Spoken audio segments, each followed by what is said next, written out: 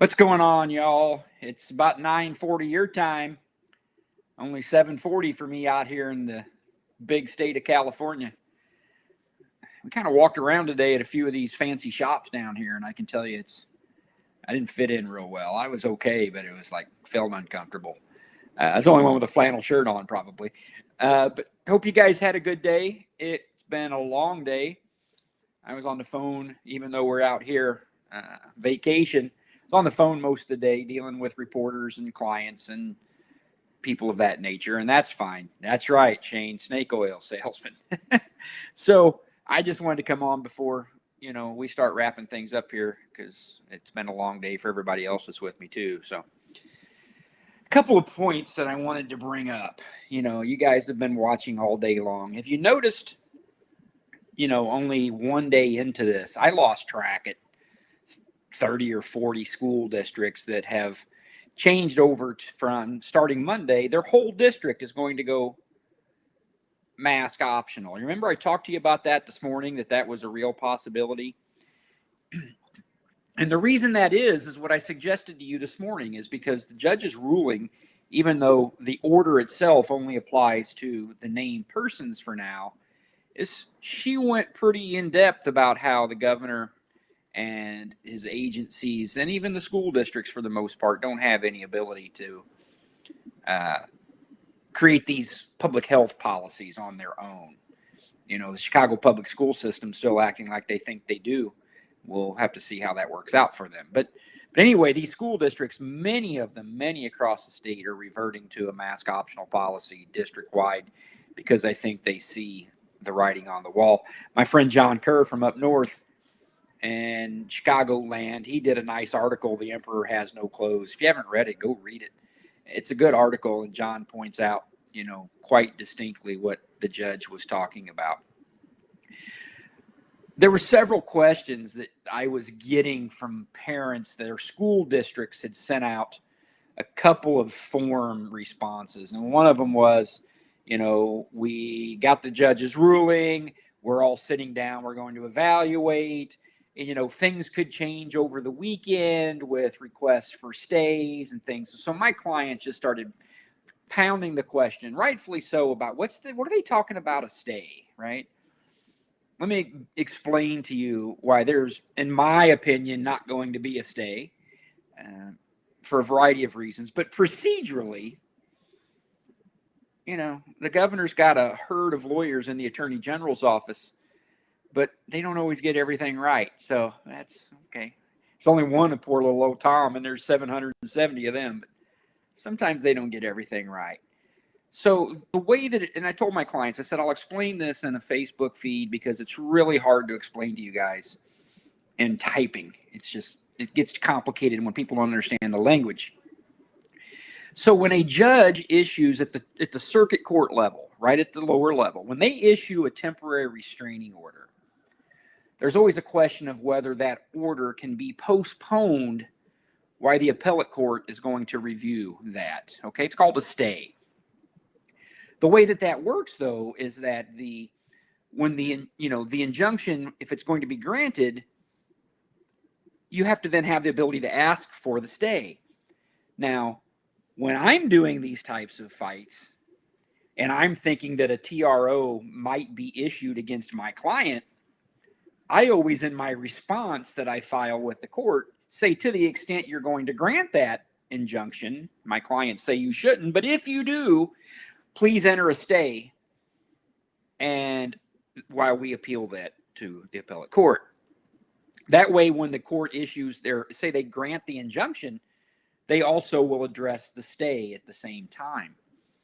The reason that Judge Grishow didn't address any stay at the time she issued her ruling is because they didn't ask for it.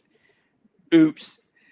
So now they have to find themselves in a position to try to ask her for one after the fact, because the next level of court, the appellate court, can't address that potential stay request until the lower court has ruled and denied it.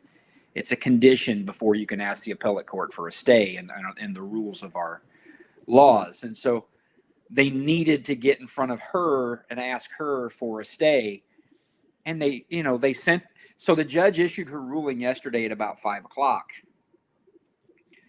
2 hours later is when the governor's attorneys sent this email for this request of stay to the judge, asking for a hearing this weekend. Really? I've been doing this a long time, and I've never dealt with those circumstances. Oh, here's my request for stay. Can we hear that this weekend, please? Because again, most savvy litigating lawyers would have already asked the judge for that, so she would have decided that at the same time she decided the temporary restraining order. But okay, that's fine. So at 7 o'clock yesterday, that email was sent to the court. My email just bounced. I better make sure just to be prudent. Okay, it's not. And as of 9:45 today, the judge has not responded to that email sent by the governor's lawyers addressing it at all. That, no, I'm not going to let you have a hearing. Yes, you can have one.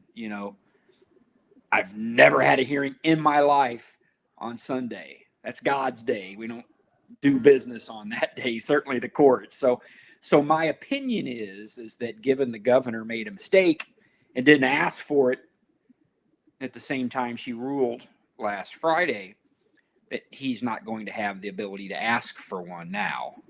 So be it. That's life in the fast lane when you don't do things right, Governor. So now Monday is going to roll around. And again, I don't see, absent some extraordinary unforeseen circumstance that I cannot fathom, there's not going to be a stay on Monday morning when children are time to go to school. So to the extent your school districts were saying to you in those emails, well, things could change this weekend. I don't see that happening. So I wanted to let my clients know that. Okay?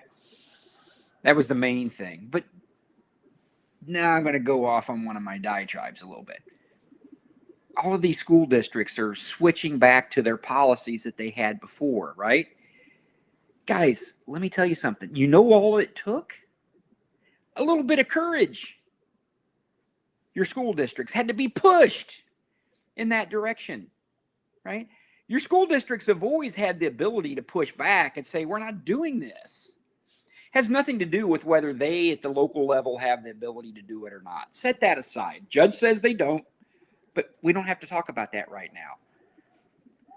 The governor and these agencies don't have the ability to tell local school districts how to govern themselves in any fashion. And they being these school districts, needed to hear that. They needed to hear it. They heard it for 4 days. Remember when you heard all the lawyers talking for 4 days about our local control, local control, local control? And I'm sitting there going, well, if you had local control, why are you all bowing to the King Pritzker? That's what I wanted to know. Well, now after the judge's ruling, and she just rips when she says this is the governor's executive action as administrative agencies are the type of evil that the law is intended to protect, how much more of a nudge do school districts need than that to say, we're going to do what we think's right? And if a courtroom in this state is willing to say those words that strong, that's what we needed to hear. We're going to go take care of business ourselves, right? That's what I believe. So leave courts out of the conversation. These school districts needed to hear something that gave them a little bit of encouragement because they've been scared to death from King Pritzker and his minions. Scared to death with fear. We have a governor that rules by fear and manipulation and threats. You heard him today. He's insulting the judge because of her ruling. I don't know why you would do that, but that's his mode of operation, sadly, is threats and fear and intimidation. So these school districts, I'm hoping you guys are not intimidated and threatened anymore. I mean, I've been seeing all of these. They're going back to mask optional. Just stay mask optional. Stay mask optional. Okay? Stay mask optional. I said it September or October this is important. September of October of last year, I said it. I told any school district in this state, go mask optional. And if SB wants to try to come after you, I will defend you for free. I'm going to tell you again right now, because I can say this when I'm telling people I'm not going to charge them, right? Any school district that goes mask optional, regardless of this court case, and they're worried about ISB coming after their recognition status, like they did to my 3 school districts in Effingham of Cowden, Herrick, Beecher City, and Red Hill, I'm offering to represent you guys. It's not going to cost you anything. That's how passionate I am about this, because I'm sick and tired of watching Pritzker scare people and push them around and the ISB lawyers doing it. If the school districts that are now going mask optional could have sat and watched the case in Effingham where ISB's trying to impact the recognition status of my 3 schools, and you listen to what I've seen, these school districts wouldn't have anything to be scared about, because they would realize it's all a big facade, you guys. It's all a big facade. So go mask optional, stay mask optional, use your local attorneys to fight for you. Trust me, they know how to fight this issue. But if they don't want to fight it for you, call me, and I'll file a class action on behalf of the school districts in Sangamon County, and we'll just roll in there and see what they think about that. Because if you stay mask optional, school districts stay mask optional, this issue's over. We're going to go home, and the Governor Pritzker can take his executive order and what he thinks about things, and see you, buddy, because the school districts can put an end to all of this right now. And they should. Why shouldn't they put an end to it, you guys? Just be done with it. We're done. Right? We're done. ISB, if you think you can suspend our recognition status, because think about this, you guys. Think about this. ISB is trying to say, well, we can suspend and put you on probation because you're not following the governor's executive order. What do you think about that logic after listening to what you just saw in these court cases? It's all a facade. It's all a facade, okay? That's the point that I wanted to make to you. They have no reason right now, no reason. And I know they were, but again, school districts and every public body in the country gets money from government to try to coerce their behavior. Guys, you think that's new? I'm glad somebody just wrote that. They took the devil's money.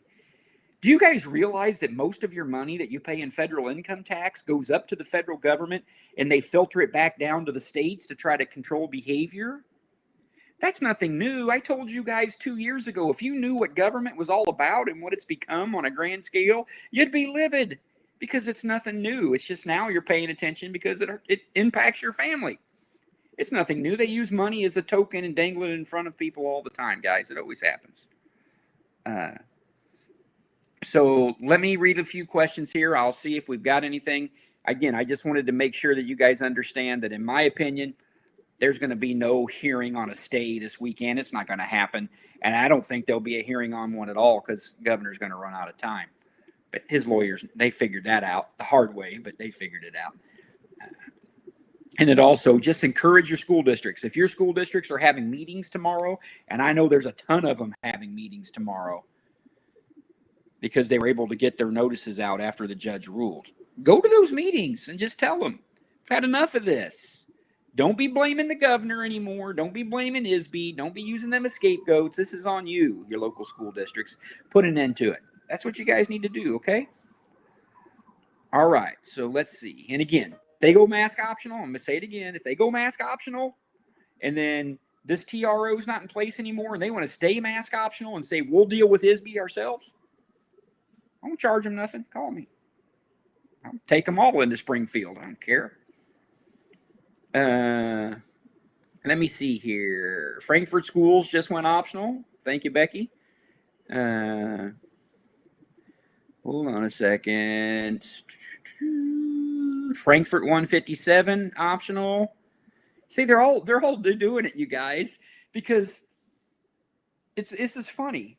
You guys, it's only been 15 minutes, so I'm going to keep going for. I got to get a drink of water.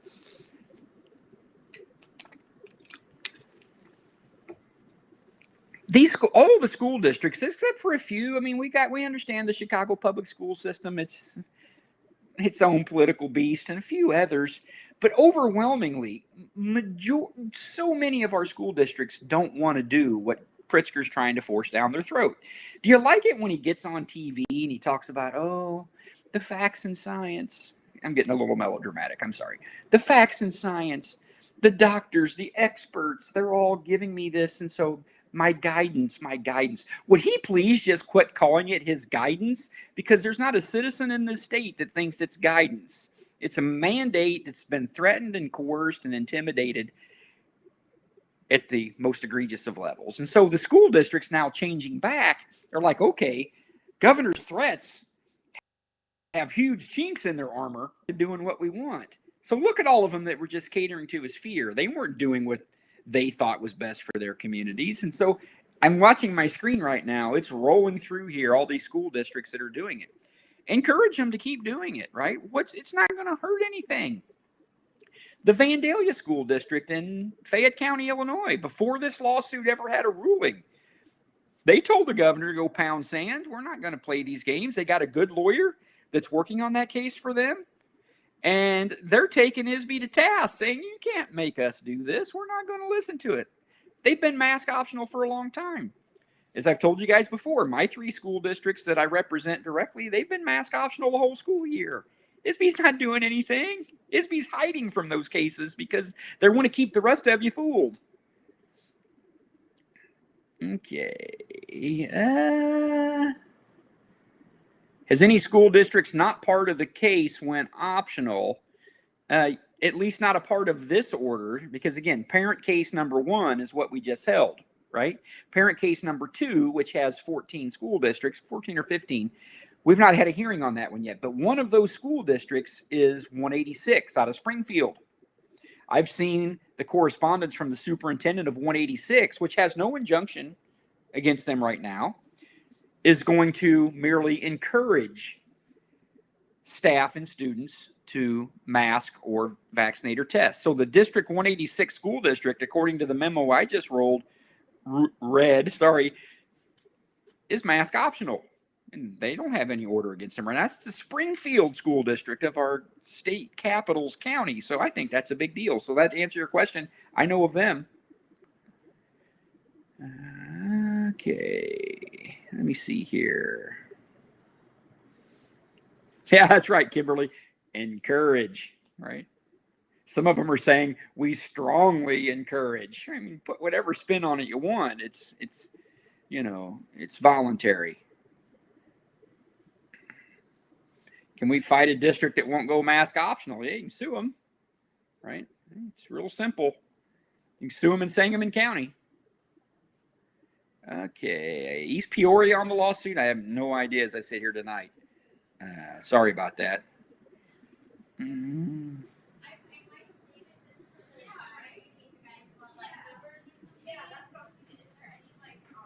All right, let me keep looking.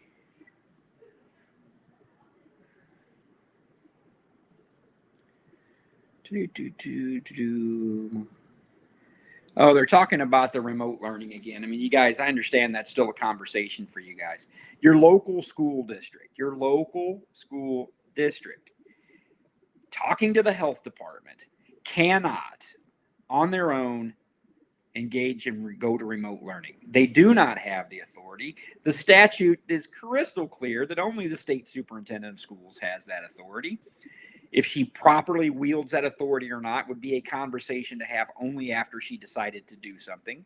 But I would humbly suggest to you that in an election year, this close to the election, that Governor Pritzker does not have what it takes to try to go play that game, right? He's already, in my opinion, not going to win this election. He's going to get beat.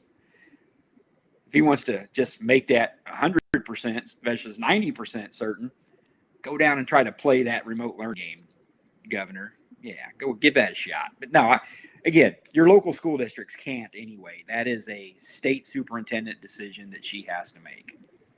Statute couldn't be more clear.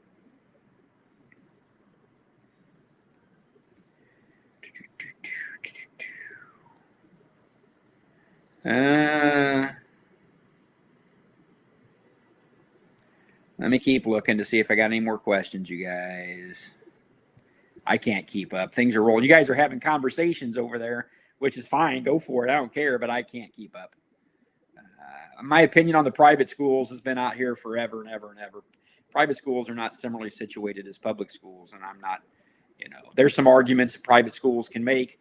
They're not a part of this case, and it's too complicated to get in this conversation.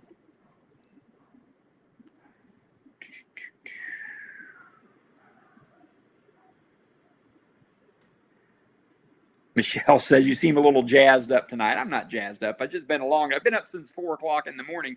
There's a 2-hour time difference out here. I've been up since 4 a.m. So, 16 hours into a day is long for me. So I'm kind of, got a little bit more energy before I crash. Yeah, I saw that. The school district in Highland in Madison County, Illinois.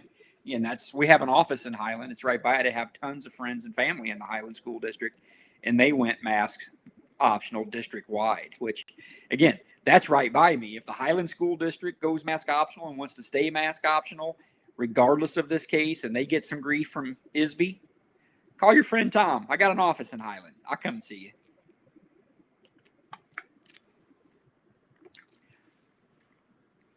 Going back to the issue about the governor and his request, remember how you guys said, we're going to request an immediate appeal. Have you heard him say that? Immediate appeal. Like, oh.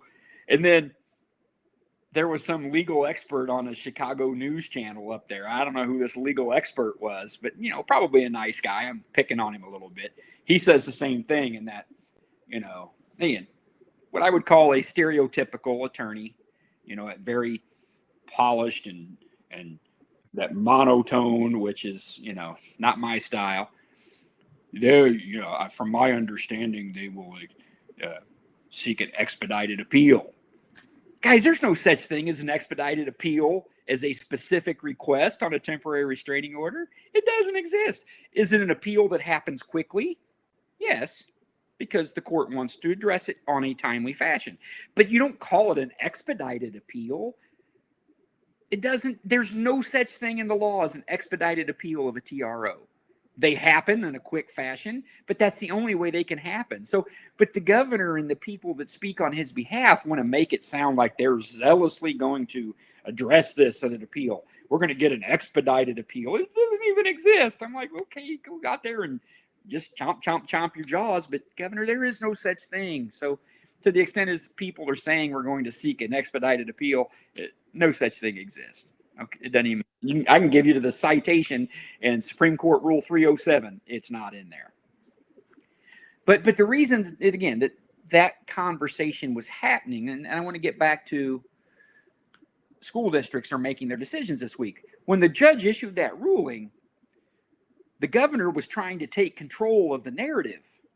He's failed, but he tried. We're going to seek an expedited appeal, and this is a misguided decision from the judge, and he's kind of attacking her a little, criticizing the order. We're going to seek an expedited appeal. We're going to ask for a stay, because he's trying to intimidate or encourage school districts to not make the decisions that they're making in mass right now.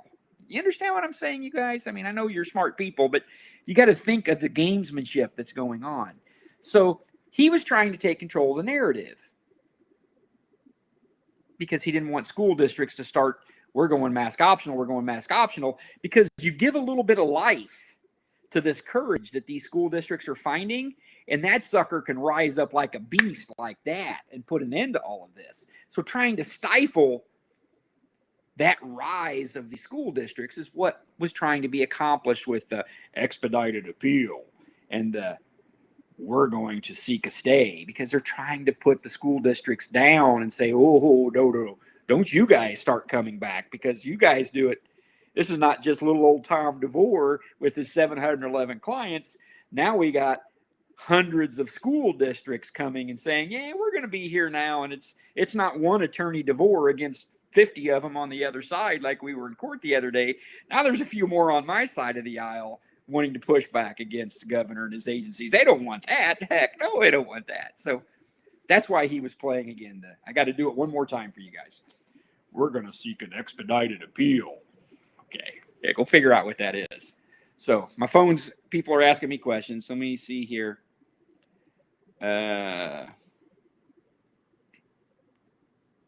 Nope, that was nothing. So, all right, make sure I got a few more questions here. You guys are going so fast. Can't read that fast.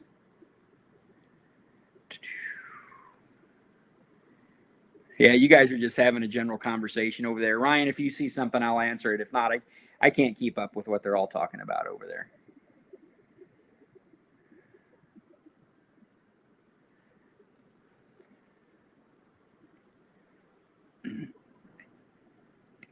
No, that's not how these types of appeals, again, they have their own specific pattern. And so the way it works is that 2 days, 2 days from the time that the court enters their ruling, if a party wants to appeal, they have to ask for that appeal with the appellate court.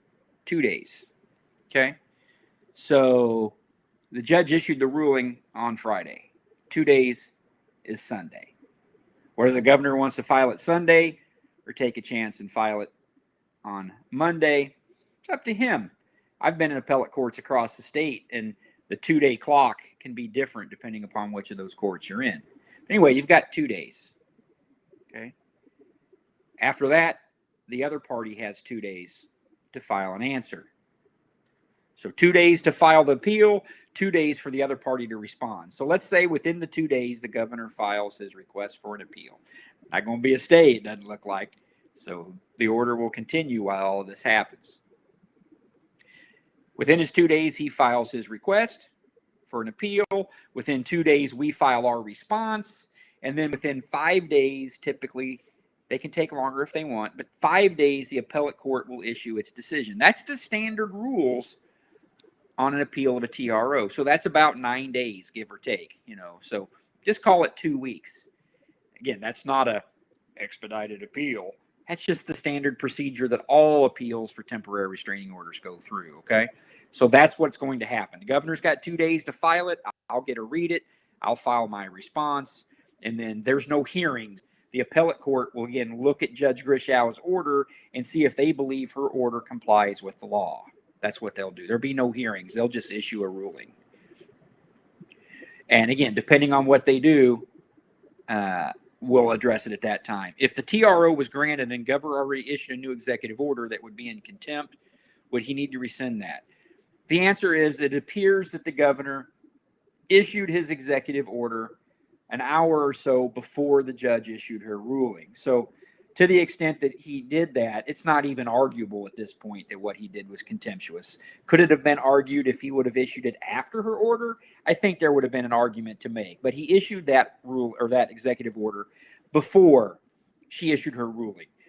Now, the executive order that extended it's invalid according to Judge Grishow, and school districts can't rely upon it, and they're not, because she has said that your executive orders to that extent are invalid. But what he did is certainly, in my opinion, it's not contemptuous, because not even arguably contemptuous, because he did it before she had ruled. So hope that answers that question. Ryan, you see anything else?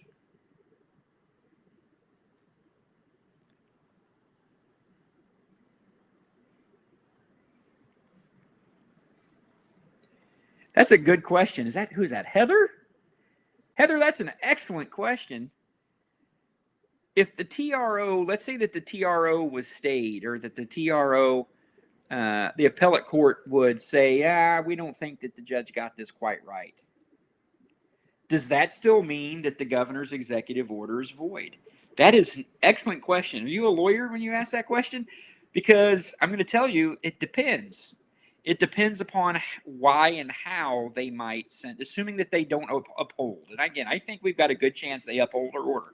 But let's say they don't. Depends on what they say and why, right? If it's some procedural thing they were concerned about, or some part of her analysis, it depends. So it is very possible that regardless of what happens with the TRO, that his executive order is still void. And the reason that's important for you guys, the reason that's very, very important, is because your school districts across this state are taking their own action, not because of this temporary restraining order necessarily. Because when they take action that says our whole school district is going to be mask optional, but you've only got up to 8 kids in that school that are covered by the TRO, you got to appreciate that the TRO is not controlling their behavior. What's controlling their behavior? The judge saying that the governor's executive order is void and ISB and IDPH can't force these things on your school districts. That's a big deal. It's a separate deal than the TRO. Just merely saying, as I started this off with you guys, merely saying your school districts are getting courage because they're reading a judge's ruling that just absolutely cuts what the governor's been doing to the core. And this is not a judge that's looking at this issue. This is important too, you guys. This is not a judge that's looking at these issues for the first time. Judge Grishow's been looking at these cases as long as any judge in our state, and she's had more of these cases probably than any judge in our state. And she's not always agreed with me. And I was fine with arguing this case in front of her because I believed in what I'm saying. I didn't ask like the governor did to try to, meander, not this case, but some of the stuff away from her. I mean, not this one. This case, 5002. 5002 was actually assigned to Judge Grishow. The 5007 case on the teachers, they tried to get it off her docket. I never tried to get anything off her docket like in this recent cases because that's fine with me. But again, so she is a judge that has at times upheld what the governor's doing, but not this time she didn't because, again, you read her reasoning, and I agree with her reasoning 100%. What about districts who interpret differently and decide to self-govern and require masks? Can we as individuals self-govern? Well, I don't know what we as individuals self-govern means. I think I know what you're trying to say, but Marcia, that's not a legal issue. School districts who interpret differently and decide to self-govern and require masks. That's a complicated question because it would be, well, are they in this case or not in this case? Does the injunction apply to them or does it doesn't apply to them?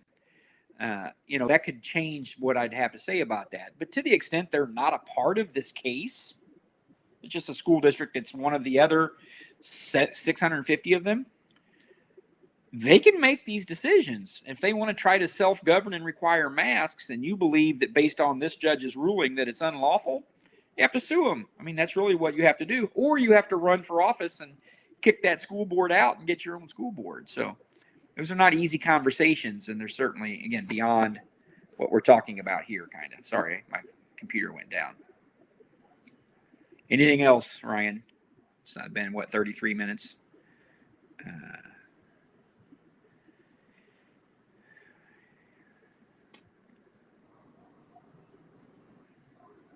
I feel so overwhelmed. I'm having a hard time putting my thoughts into words.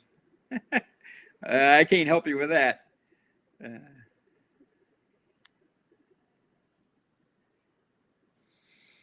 Let me see here. I'm trying not to cut you guys off.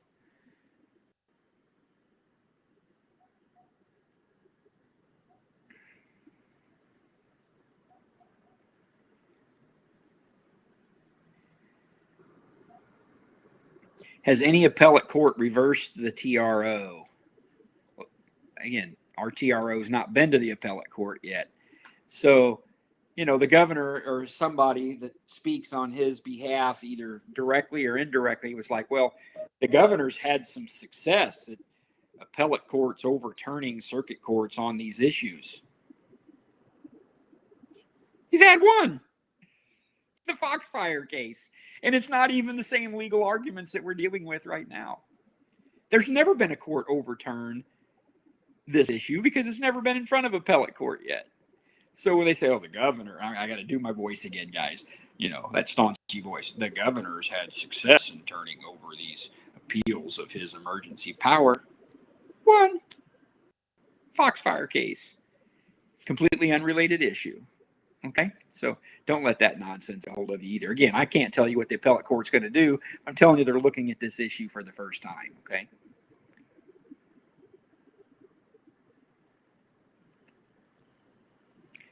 Is there a next step if the appellate court reverses the decision? The answer is yes, but I'm not going to tell the governor what that is and talk about it. I don't care what he hears for the most part, but I'm not going to tell him what I'm going to do. But yeah, we got plans. We got options. And the biggest, I will say this, the biggest plan is, regardless of what the appellate court does, if school districts just say, yeah, we're done, We're going to keep our mask optional policies in place, Governor. If you don't like it, you come deal with us. That happens, doesn't matter anymore. Doesn't matter. It's over. Everybody go home. School districts aren't going to play anymore those games. They're not scared anymore. And I told you guys that before. The only thing I had to do when I had 1,000 business owners that I was representing versus 1,000 parents is get enough business owners to have the courage in a particular part of the state to just stand up to the governor. Once they did, those businesses were open across the state. They knew the emperor had no clothes. Part of what I'm trying to do right now is give school districts the same courage. Just go mask optional. Do it. And again, look at the governor respectfully and say, sir, if you think you can come make our school district do something besides what we're wanting to do, come on. Because you've all seen right now, it's not ESSER funds. You heard all this crap, right? I'm sorry. You've heard, it might have babies listening. You've heard all this nonsense. Oh, our tort liability. Oh, our personal liability. Oh, our insurance. Oh, this. Oh, that. Where'd all these school districts that are going optional right now, where'd all those arguments go? Where'd they all go?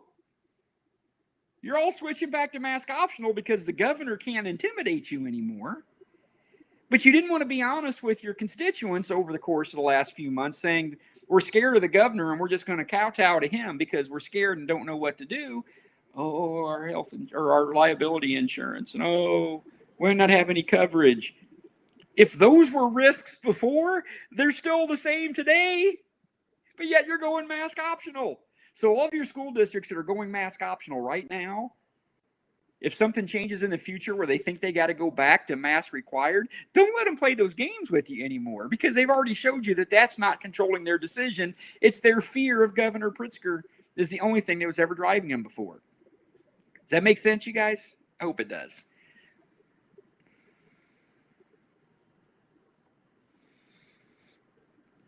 The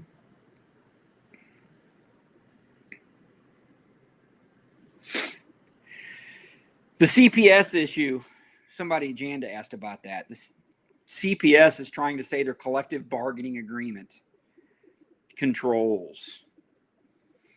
First and foremost, if there is a collective bargaining agreement provision that controls, if it doesn't control children, right? Your school district, educators, etc., they collectively bargain with the school district for certain terms and conditions of employment. Those terms and conditions of employment of that staff cannot place burdens and obligations on children. So under no set of facts can a collective bargaining agreement control the due process rights of children. It just doesn't even make any sense whatsoever. As far as staff, I'm going to look at that tomorrow. I haven't looked at it yet. And any of you CPS people that are listening, was there a recent negotiation that resulted in a modification of your collective bargaining agreement where you as a collective body, as a representing, again, all of you educators, etc., where you agreed in writing contractually to undergo and submit yourself to mask wearing and vaccination or testing? If so, I'm going to look at that and see that, because you can have due process rights as a citizen, but you can waive them. You can say, hey, I give them up. And if it's done properly and lawfully, that's a conversation that couldn't necessarily have to be had. But again, to the extent that any school district says their collective bargaining agreement with their staff controls what children might be subjected to, that's absolutely ridiculous. And that dog don't hunt. I hope that makes sense, you guys, as it relates to CPS. So if you're a parent and a kid in CPS and you're in my case, we'll be talking, I assure you, because that collective bargaining agreement argument's not going anywhere. As for staff, we got to look at that.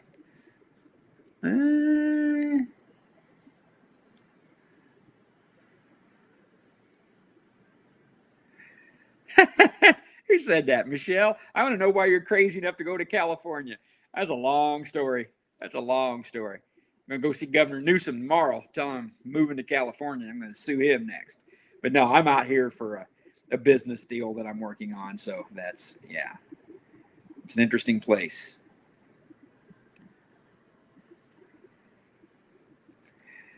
Rachel, who decides the stay of the order and when? Before Monday? Again, right now, the only person that can decide the stay or not stay is Judge Grishow, right? And again, I never try to be presumptuous what a judge can do, but I see almost zero chance that that issue gets addressed before Monday. I just don't see how that's possible. Tomorrow's Sunday, for goodness sakes. And they emailed that to the judge yesterday evening. And again, I got it from a reporter that even had it before me, I think. And so I know that the governor sent it, or somebody sent it out to the world, because I've had reporters send it to me. But anyway, I saw then I went and found the email, and it was last night. And still, again, I wanted my clients to know I've got nothing, so I don't suspect we're going to have any decision on a stay anytime soon.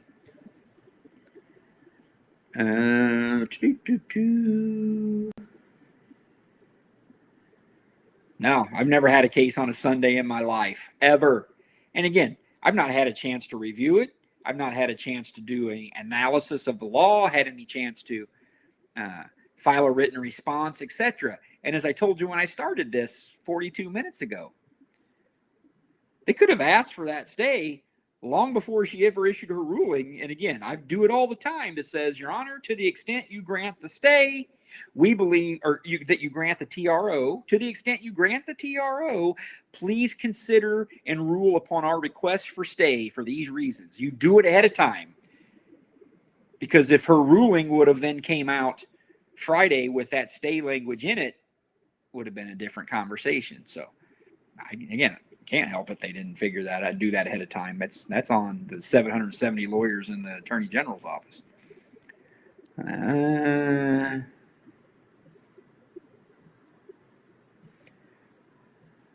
me see here.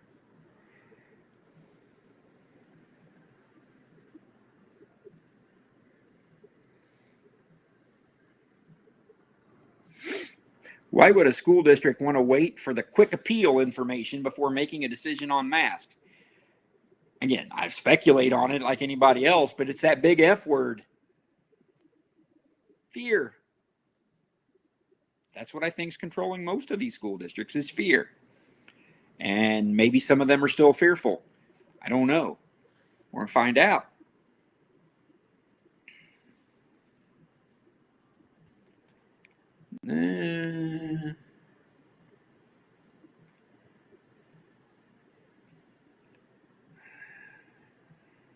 When you say if you're one of the schools that won, 106 schools, as of right now, that only applies to your child. In this case, you're one of those school districts, and they try to tell your child to put a mask on in any of those school districts, you email me immediately, and I will work on that, okay? So, not just the district, it has to be one of the children named on the case, at least for now.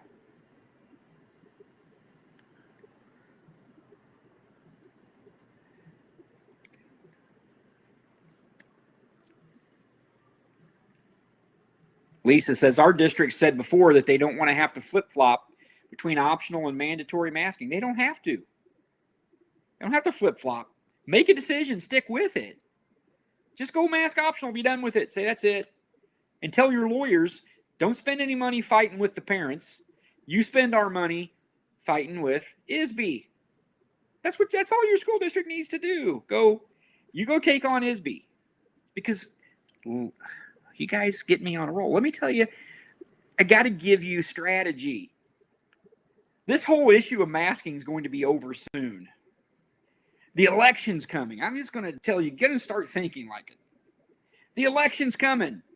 Have you already heard the governor transitioning his language here in February of, I'm talking to the experts, I don't like masks. I don't want to wear a mask. And the experts, they're telling me that maybe sometime soon, it's all set up. It's going to roll into it sometime soon, you guys, regardless of these court cases. they're going to roll into sometime soon. I'm trying to make it sooner rather than later, but it's coming. There's not, the Governor Pritzker, if he doesn't have any court orders against him, is not going to have a mask mandate in place come the fall of 2022. He's not going to do it. Do you guys understand that? It's not. So right now, today, if your school districts in February of 2022 say, we're done, no masks because that's what we're doing. If you don't like it, ISB, you take us to court. If they do that, it's over in February of 2022 because ISB cannot possibly go fight with 50 to 100 or 200 school districts on this issue. And the fight would take months, you guys. I'm just going to give it to you straight. The fight with ISB and the school districts would take months, and the issue would be over before there was ever any resolution to those fights. That's all ISB, and the governor knows that. He knows that. That's why he's entrenched right now. He's not controlling the narrative right now. He wants to control the narrative. He wants to control your school districts through the F word. All they got to do is say, nope, we're done. ISB, send us your probation letter. We're going to fight. It's over because these school districts, by that time, the governor would already been wanting to get rid of masks anyway because politically he has to in order to stand a chance to get reelected. So that's what we're talking about. I hope you guys understand that. That's how this whole machine is operating. And I understand it's hard as citizens to look at these things outside the lens of your lives. I get that. I really do. But this whole conversation you're having with me is what's driving all of this. Because all of these people at these higher levels of what they're operating, and that's their strategy, that's their thinking, and I understand how it works. And that's what you're fighting against as parents. And it's sad you have to fight it as parents, but you do. So get your school districts to just move on and say, that's it, we're done. That's, again, case over. Masks will be gone. We'll be talking about something else. The governor will find some way to try to spin it to make himself seem like the hero. And we'll move on into the election and kids won't have masks on. That's all you guys need to do. And that, I just gave it to you straight. You're not going to find a politician on this planet in this state to give you it as straight as I just gave it to you right there. It's black and white.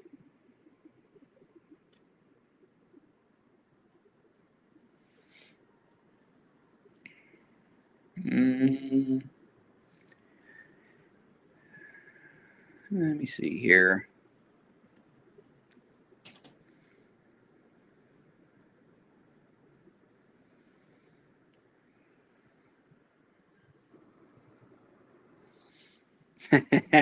My friend Carolyn, tell Pritzker we'll see him at the election. I mean, that's really going to be the tell-all of this, guys. I'll lean back a little bit. That's going to be the end-all tell-all, right? That's where it comes down to the cutting time. People of this state going to reelect this guy? That's what it's about. That's going to be the ultimate judge, right? Not Judge Griswold, not the 4th Appellate District, not the Illinois Supreme Court.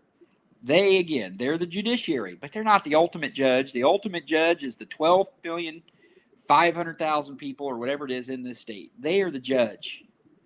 And they're going to judge Governor Pritzker on November of 2022. Is he going to get reelected? I don't know. I can't imagine how he would. But I don't really appreciate the bubble that the governor lives in, probably no more than he appreciates the bubble that I live in.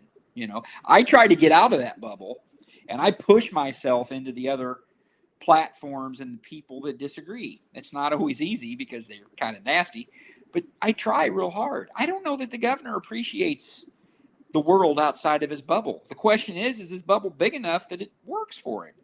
That's really what it's all about. Is his Chicago suburb bubble going to be big enough and strong enough to overtake the other 99 counties of this state that are going to overwhelmingly crush his, vote tallies? That's going to be for what we need to see. I can't imagine but again, from my perspective, that the people of Cook County suffering what they've suffered at the hands of this guy for the last 2 years and his sidekick, Mayor, what's her name? Lightfoot. Is that a Lightfoot? They're tied at the hip. They're going to get reelected again. Are the good people of Cook County going to elect them? I don't know. I hope not, but heck, I don't. That'll be the ultimate judge. I'll go ahead and let you guys know right now, I ain't voting for him.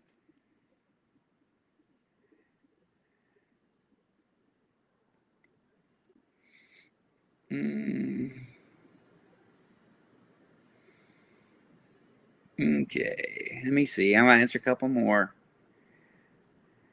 Who has the authority to declare remote learning? Somebody late to the game's been asked that question. Do I need to answer that question, or somebody want to type in the screen over there who's the only person in the state of Illinois that can order remote learning? I know you guys know the answer. Somebody help Janae.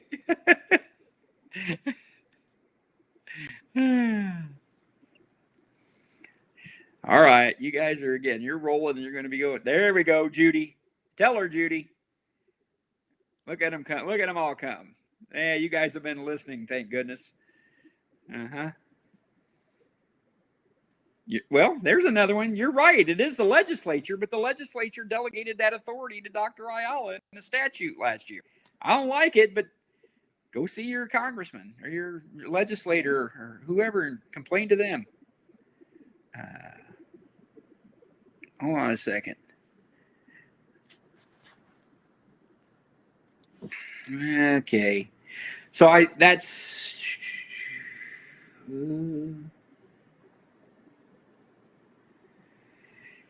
think that's about it, you guys. Can the IEA play? I'll handle that. Can the IEA, Illinois Education Association, play a part in remote?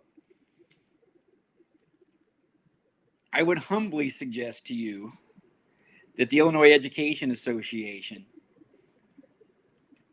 is behind the scenes on a lot of these things. That's my opinion only. They're behind the scenes on a lot of these things, trying to pull the strings of people in certain positions, okay? Doing it for their own good reasons. God love them.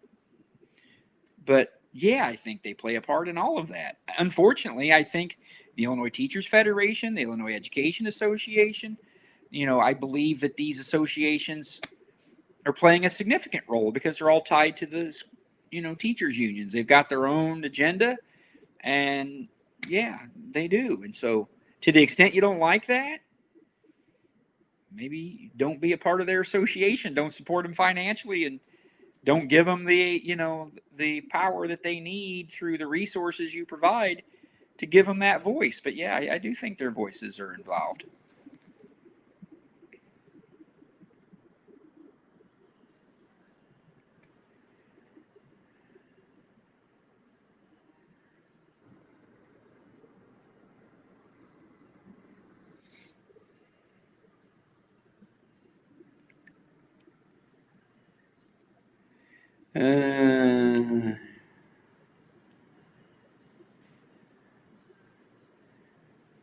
One of my teachers from Chicago Teachers Union just asked about her position as a teacher. And again, I'll email them tomorrow, but I need to see this, whatever collective bargaining agreement they're talking about. If it's changed recently, they make it sound like it changed recently. And they added terms into that bargaining agreement that may be relative here. I have to take a look at that.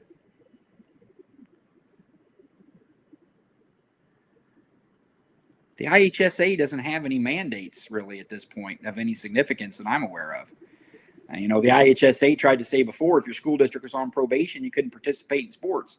That went all the way after they lost their lawsuit. So every IHSA sporting event that I've been to in the last year, nobody has masks on, and the kids got the things around their neck as a bandana or chin strap. So I don't know what IHSA is doing. I don't know that they're doing anything.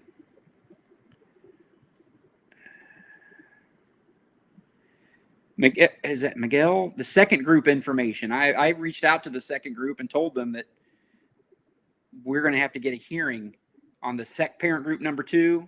We talked about that earlier today. I got to get a hearing on that.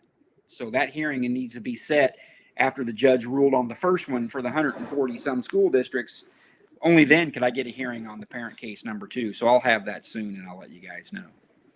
That still doesn't mean that your school districts shouldn't pay attention to parent case number one. As I said, District 186 in Springfield looks like they've already decided to go masks and vaccine or testing encouraged. So because of the breadth of the judge's ruling. So I mean, the other school districts in parent number two could take the same position. I'm excited for a joinder, Suzanne. I'm still thinking that through with people, because that would be the number of people that I expect that would want to join, that could be a complicated analysis. And then I also believe there would be some filing fees that the court's going to want to collect from each request of joinder. I don't even know what that would be at this point. I've got to try to figure that out, Suzanne, but I'm working on it, okay? Because I know that's a big question.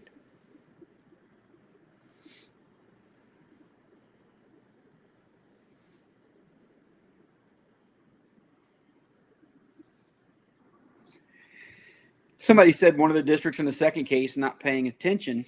Yeah, that could be, but starting Monday, as long as the judge, because here's the thing for school districts, is what they're having to analyze, is the judge issued this ruling. Yeah, they're going to take it up on appeal. Comes back on appeal and gets upheld, where they say, no, we agree with the judge. She entered the right ruling. Now you've got all of these school districts who are out here still excluding kids from school, still denying them their education, still forcing these things on them, all doing it illegal all the while. Because whether you're in this case or not in this case as a school district, if you continue to do these things starting Monday, you're engaging in illegal conduct. Every one of you are engaging in illegal conduct, according to the judge. And that's why she wrote in her order, conduct yourselves accordingly. She's telling you what you're doing is illegal, and I may not be stopping you with this court order. I'm still telling you it's illegal. I cannot imagine a school district in this state wants to expose themselves to that kind of risk, to continuing and engaging in behavior that very well could be found to be permanently illegal. But yet you continue to do it. That's some exposure that I wouldn't want to have as a school district. They've been talking about this, our insurance and our coverage and exposure if we have this and that. It was all nonsense. This is real exposure, potentially, should this come down the way that we're seeking. So I don't know why school districts would want to continue that risk. But again, I'm not their lawyer.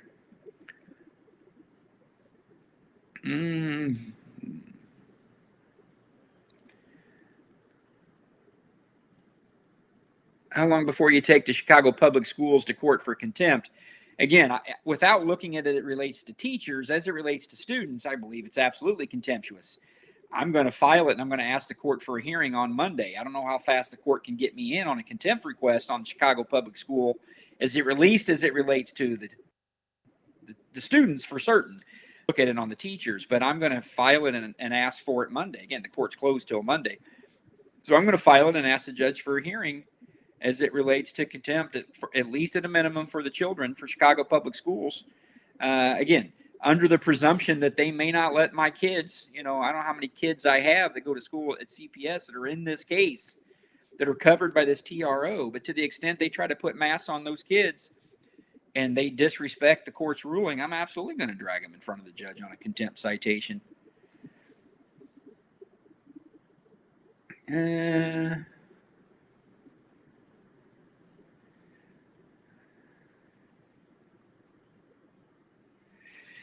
Janda, you ask good questions too. What happens if we go maskless and CTU goes on strike? Do we have a lawsuit? Maybe. And that's when I heard, the politics that has to go on. You parents from Chicagoland. Again, I'm saying this with all due respect. You have all sat by idly for too long and allowed the Chicago Public Union for your schools to become way too powerful and way too influential to where they're calling the shots. And you parents ain't calling the shots, it doesn't seem like to me. That's a dangerous place to be in. So if our kids don't go to school with masks on, and as a result, the teachers union wants to strike, is there a lawsuit? There could be. But who's going to fight that fight? Somebody's got to fight that fight, right? I got to fight that fight. The best solution is for me to try to get a contempt citation in front of Judge Grishow for them violating that order as it relates to the children. And you know what? The threat of a contempt citation and potentially getting in trouble with the judge usually gets people's attention. But again, I'll have to see how the Chicago Public School thinks that they can disregard this court's order, especially as it relates to the children. I got to see that because I don't have any belief of how they might try to say that their collective bargaining agreement covers that.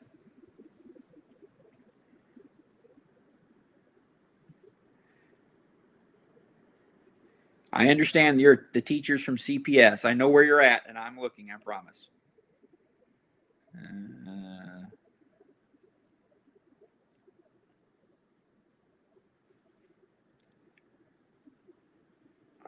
That's a broad question, Renee. You say, why is the TRO for only schools precedent for all mandates?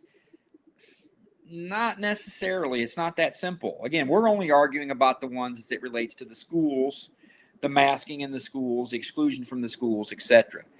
Other mandates that the governor's issued, I absolutely think that I don't believe he should have ever been able to issue any of them beyond 30 days. That's still my opinion, even though there's a second district appellate court that would disagree with me. But that's a conversation for another day.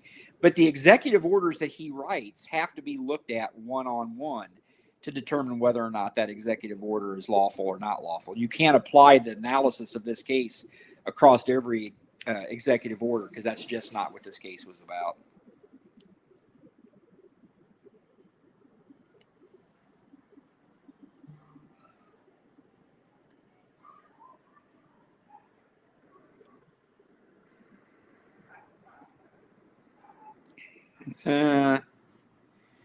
Okay, I'll do a couple more.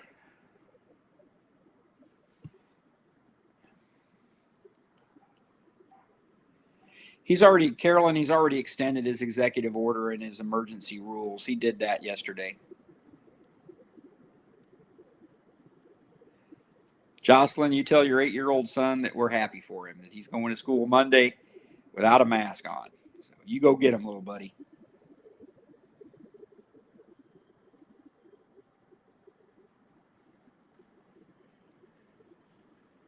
Lisa's doing her legal analysis there. I like that. Quincy Public School, that's one of them. Quincy Public School up there. They even said, based on the court's TRO, they were going mask optional. I thought that was significant because they were pushing the governor's stuff quite pretty hard there for a while. Quincy was. Me and my esteemed colleague, Mr. Penn, Dave Penn had quite a few battles on that issue. And you know, it is what it is. Dave's a good guy. But yeah, the Quincy Public School said, no, we're going to go mask optional. So good for the people of Adams County, at least at the Quincy Public School. Yeah, Michael, he extended his executive order stuff already. He already did it.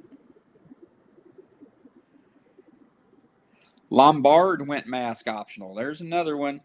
Okay.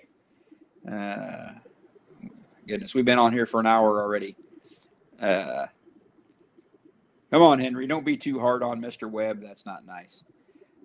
Who's got a list here? Somebody got a list? Wait a second. Who is that? Stop. My buddy Kevin Dennis. He likes to keep track of that stuff. God love him. Where'd it go? He's keeping track. He's got 38 of them on his list. I have to check that list out and see how many he's got there. But he's got 38 school districts. 38 in one day. That's not bad, ladies and gentlemen. What we got here? Where'd you get that? Did you grab a hold of that, Ryan? Yeah, maybe we'll put that list together and put it out there. It's like it's no secret, obviously, but yeah, if there's 38 that we know about, there could be more. Guys, that's a big deal because think about it. Let's say we get another 30 tomorrow. If 50 to 70 school districts, listen to me now, listen close for those of you in these districts. If 50 to 70 of your school districts go mask optional now, regardless of this case, leave this case aside, and they just say, we're staying mask optional until a court tells us that we must follow ISB's, guidance, ISB's rules. A court's got to tell us we have to follow it before we revert back off our mask optional. If they do that, it's over. Game over. Because ISB cannot handle that. They cannot handle it, right? And those 38 school districts on that list, if your local lawyers won't want to help you stay mask optional, give old Tom a call. Give me a call, right? The Reckless Roadshow will come help you out.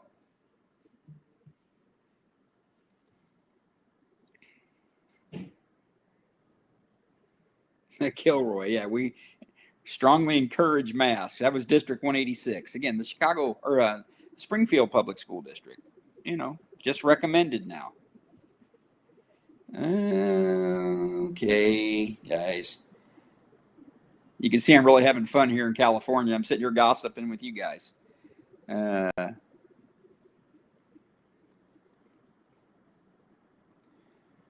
Patricia says, I thought the judge says that ISB and IDPH rules was void. She did say it was void, at least at this preliminary stage. And again, that's why I'm not going to get into, I'm not going to confuse you guys with, after we get out of the appellate court and we come back, whether they uphold the TRO or don't uphold the TRO. There's a lot of stuff to deal with. Again, she's already said what they're doing is void.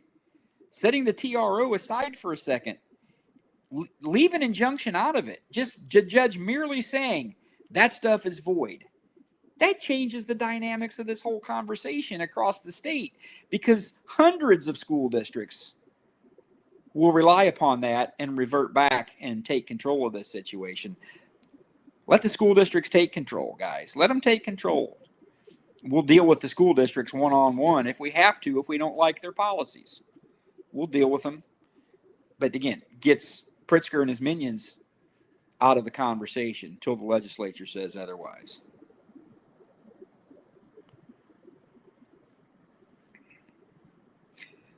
You like the name of it? Dominoes are falling. Right? Dominoes are falling. They're absolutely falling.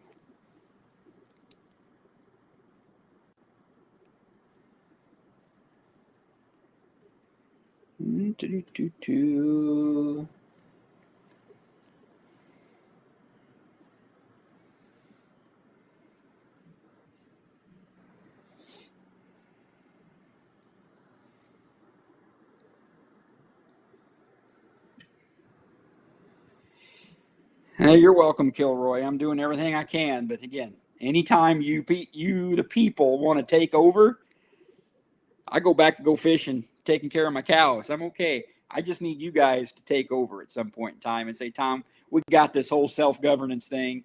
We know how to manage our government now. We're back in control.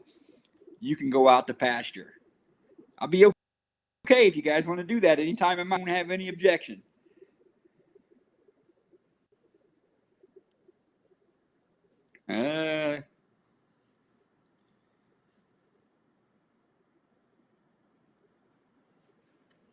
I'm going to do one more question. I'm going to go have a bourbon.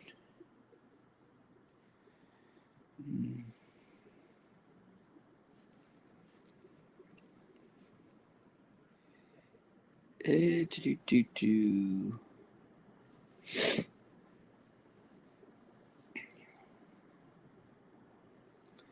don't see any questions yet. I'm looking for one.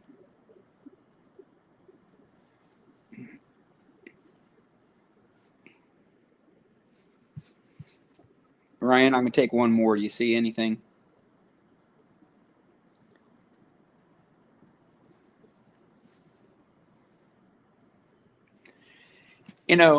I can't analyze this, school buses not owned by the school district and what that policy and whether that's school property or not. That's an analysis that I can't do off the cuff.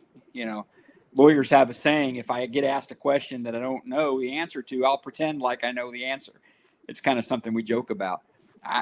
I'm not going to do that. I don't know the answer to that question. I do know that buses that travel within the state of Illinois are not governed by the federal rule. Remember how the federal rule, the OSHA rule, got smacked down? I could sue a school district saying that you can't make kids wear a mask because of a federal rule, and I would win that case.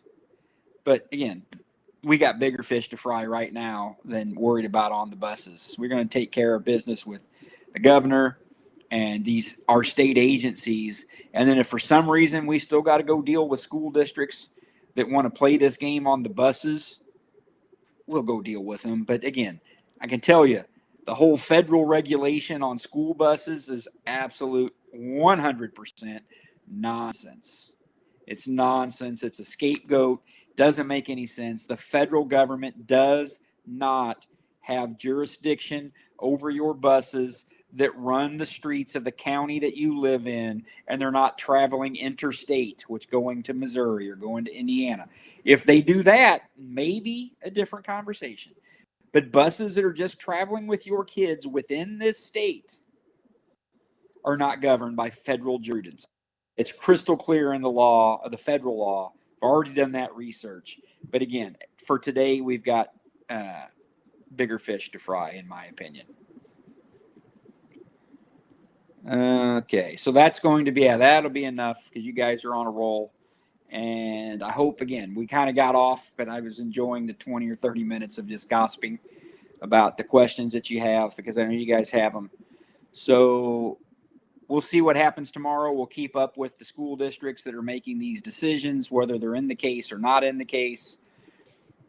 For you parents that are saying, I'm sending my kids to school Monday without a mask. I don't care if they're covered under this order or they go to this school. I mean, that's your choice. You want to make that choice. I understand that choice. And again, your school district, whether they're in this case or not in this case, whether the TRO covers your child or not, the judge, at least today, says that all of that authority of the governor and the ISB and IDPH and the local school districts is not there. So your school district has to decide they're going to continue pushing this, again, what is today an illegal policy or not. I mean, they've got to make that choice, and you guys have to push on them with that, saying you can't do this. The judge said so, and see what happens, okay? So have a good evening. I hope you guys, again, get some rest, and Monday's going to